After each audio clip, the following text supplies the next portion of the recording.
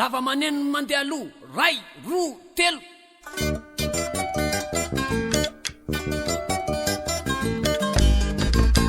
amalaza mivavaka izy mivady tsy tapaka mihitsy isana lahady anefiangonane akanefa tsy mandry kanefa tsy mandry mihitsy ny sainy mangalatapo amin'ny alasinay tena lozare olono niendriky velany mafatifaty kanefa reto izy mangazo loaty madio rety velany nipetaratsy tsy hita amin'ny androna fa ny amin'ny olona de hoe mpitandrina tena ratsy ny lelany ratoka malaza fanao katesisy kanefa ny lalany tsy any amin'izy tsy leve mipetraka aratoka miambo oray aman-dreny kanefa isan'andro to ratsy fiteny to ampifipetaka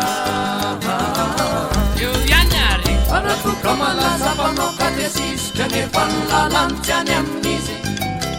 tsy leve mipetraka aratoka miambo oray aman-dreny kanefa isan'andro to ratsy fiteny to ampifipetaka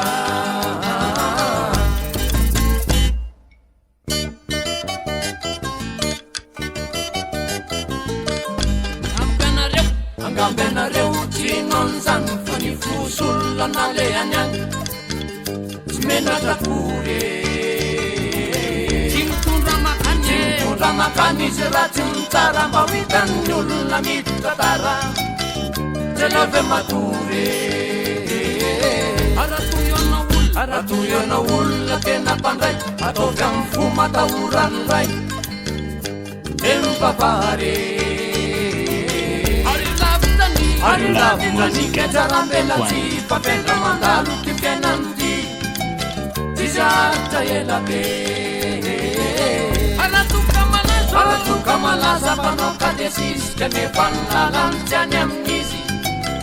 tsy leve mipetraka aratoka miambo oray aman-dreny kanefa isan'andro to ratsy fiteny to ampifipetaka